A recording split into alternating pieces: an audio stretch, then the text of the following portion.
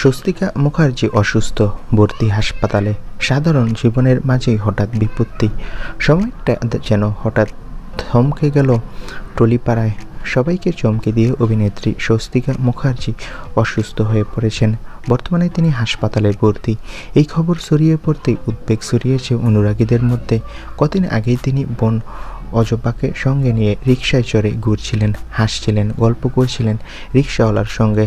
তখন অতীতের স্মৃতি ভাগ করে বলেছিলেন, বাবা সন্তু মুখার্জি যেমন খ্যাতিকে পাত্তা দিতেন না, তিনিও তেমন সাধারণ জীবন বেছে নিয়েছেন। বলেছিলেন, সাধারণ জীবনযাপনের সঙ্গে যোগাযোগ রাখা দরকার, কিন্তু সেই সাধারণ জীবনেই আজ তিনি অসুস্থ।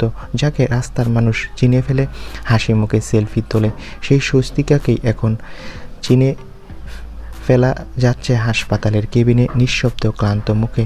চিকিৎসকরা জানিয়েছে তিনি চিকিৎসাধীন, কিন্তু বিপদের বাইরে। তবু তার অনুরাগীরা এখন শুধুই একটা প্রার্থনা করছে। তিনি বলেছিলেন, সব নক্ষত্র এখন ফোনে বন্দি, তিনি যেন খুব তাড়াতাড়ি আবার মুক্ত আকাশে হাসেন।